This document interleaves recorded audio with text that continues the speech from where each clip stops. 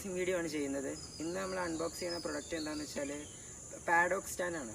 അതെന്താണെന്ന് വെച്ചാൽ ഇപ്പോൾ വരുന്ന എല്ലാ ബൈക്കിനും, അതായത് KTMൻ്റെ എല്ലാ ബൈക്ക്, അതായത് RC ആയിക്കോട്ടെ, ഡ്യൂക്ക് ആയിക്കോട്ടെ, 125, 250, 200, 390 എല്ലാ ബൈക്സിനും സെൻട്രൽ സ്റ്റാൻഡ് അവൈലബിൾ അല്ല. അത് KTM മാത്രമല്ല, ഇപ്പോൾ R15 V3 ആയാലും അങ്ങനത്തെ കുറേ ബൈക്കുകൾക്ക് ഇപ്പോൾ സെൻട്രൽ സ്റ്റാൻഡ് അവൈലബിൾ അല്ല.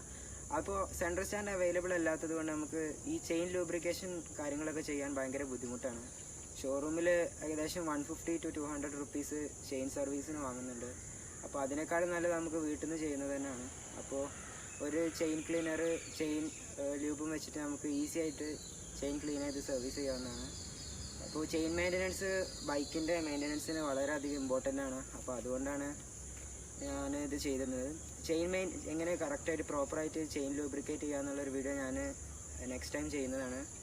അപ്പോൾ നമുക്കൊരു അൺബോക്സിങ്ങിലേക്ക് പോവാം.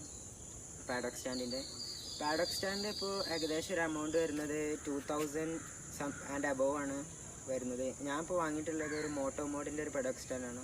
അതിന് 2100 ആണ് എൻ്റെ പ്രൈസ്. പാഡോക്ക് സ്റ്റാൻഡ് മാത്രമല്ല, ഇപ്പോൾ G-റോളേഴ്സ് എന്ന് പറഞ്ഞൊരു സാധനം മാർക്കറ്റിലുണ്ട്. പക്ഷെ അത് പാഡോക്ക് സ്റ്റാൻഡിന് അത്ര ഈസി അല്ല യൂസ് ചെയ്യാൻ. നമ്മൾ സൈഡ് സ്റ്റാൻഡ് ചരിച്ച് പിടിച്ചിട്ട് ടയറിൻ്റെ അടിയിൽ ഇങ്ങനെ വെച്ചിട്ട് റോൾ ചെയ്യുന്ന പരിപാടിയാണ്. അപ്പോൾ അതിനെക്കാട്ടും ഒന്നും കൂടി ബെറ്റർ പാഡോക്ക് സ്റ്റാൻഡാണെന്ന് എനിക്ക് തോന്നി. അപ്പോൾ അതുകൊണ്ടാണ് ഞാൻ പാഡോക്ക് സ്റ്റാൻഡ് വാങ്ങിയത്. അപ്പോൾ നമുക്ക് നമ്മൾ അൺബോക്സിങ്ങിലേക്ക് പോകും.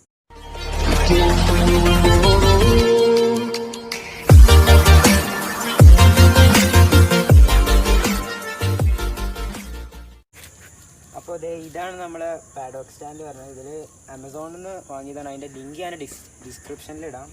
അപ്പോൾ ഇതിൻ്റെ ഒരു പ്രൊട്ടക്ഷന് വേണ്ടിയിട്ട് കുറച്ച് പേപ്പർ ഫോയിലൊക്കെ ഉണ്ട്. അപ്പോൾ ഇതൊന്ന് നമുക്ക് ജസ്റ്റ് ഒന്ന് കീറി പുറത്തെടുക്കാം.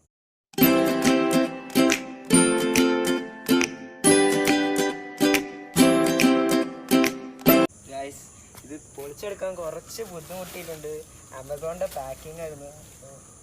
ഫുൾ ഇത് പറിച്ചെടുക്കാൻ ഒരു 10-20 മിനിറ്റോളം എടുത്തു. ഇതാണ് നമ്മളെ പാഡോക്ക് സ്റ്റാൻഡ് എന്ന് പറയുന്നത്. ഇതിൻ്റെ കൂടെ 2 ഹോൾഡേഴ്സും ഉണ്ട്, റബ്ബർ ബുഷൊക്കെ ഉള്ള. നമുക്കിതിൻ്റെ ഇൻസ്റ്റാളേഷൻ ഒന്ന് കണ്ടുപോകാം. ഇപ്പോൾ ഫസ്റ്റ് ഓഫ് ഓൾ ഈ പാഡോക്കിൽ നമുക്ക് ഇതേപോലത്തെ 2 റബ്ബർ ബുഷുകൾ വരുന്നുണ്ട്. അപ്പോൾ ഈ റബ്ബർ ബുഷിൻ്റെ കൂടെ ഇതാ ഒരു സ്ക്രൂ വരുന്നുണ്ട്. ഇതാ ഇവിടെ എന്താണ് ഈ സ്ക്രൂ നമ്മളിതാ അഴിച്ചെടുത്തിട്ട് കണ്ടോ, ആ സ്ക്രൂ നമ്മൾ അഴിച്ചെടുത്തതിന് ശേഷം ഈ പാഡോക്കിൽ നമ്മൾ ഇവിടെ ഇൻസേർട്ട് ചെയ്യണം. അതേപോലെ തന്നെ അടുത്ത പീസ് കൊടുത്തിട്ട് ഇവിടെ ഇൻസേർട്ട് ചെയ്യാം. അപ്പോൾ ഉണ്ടോ 2 ബുഷ് ഇൻസേർട്ട് ആയിട്ടുണ്ട്. അതിൻ്റെ കൂടെ തന്നെ കിട്ടുന്ന ഒരു സ്ക്രൂ ആണ് ഇത്. ഈ സ്ക്രൂ വെച്ചിട്ട് ഇവിടെ ടൈറ്റൻ ചെയ്യേണ്ടതാണ്. ഞാൻ ഇതൊന്ന് ജസ്റ്റ് ഒന്ന് ടൈറ്റൻ ചെയ്തിട്ട് കാണിച്ചു. ഇപ്പോൾ നിങ്ങൾക്ക് കാണാമല്ലോ, ഈ സ്ക്രൂ വെച്ചിട്ട് ഇത് ടൈറ്റൻ ചെയ്തിട്ടുണ്ട്. ഇപ്പോൾ ആ 2 ഹോൾഡേഴ്സും കറക്റ്റായിട്ട് ഇതിൽമേ ടൈറ്റ് ആയിട്ടുണ്ട്. ഇനി ഇതിനെ നമുക്ക് ഡ്യൂക്കുമ്പോൾ ഇൻസ്റ്റാൾ ചെയ്യാം. അപ്പോൾ ഈ പാഡോക്ക് സ്റ്റാൻഡിൻ്റെ ഇൻസ്റ്റാളേഷൻ എന്ന് പറയുന്നത് ഇങ്ങനെയാണ്.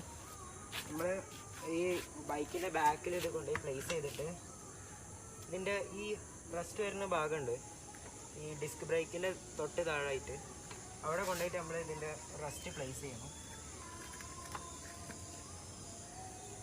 ബൈക്ക് ഇത് ചെയ്യുമ്പോൾ സൈഡ് സ്റ്റാൻഡിലായിരിക്കണം.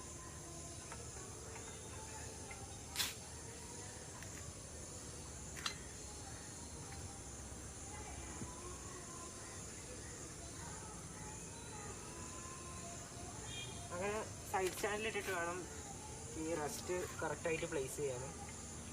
ഈ റസ്റ്റ് കറക്റ്റായിട്ട് പ്ലേസ് ചെയ്തതിന് ശേഷം ഇത് നന്നായിട്ട് ടൈറ്റ് ചെയ്യണം.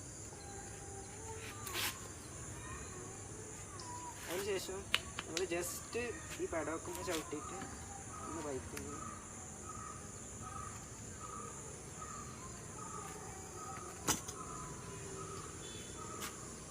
ഇപ്പോൾ ഇതാ ബൈക്ക് പാഡോക്ക് സ്റ്റാൻഡ് മേലാണ് നിൽക്കുന്നത്.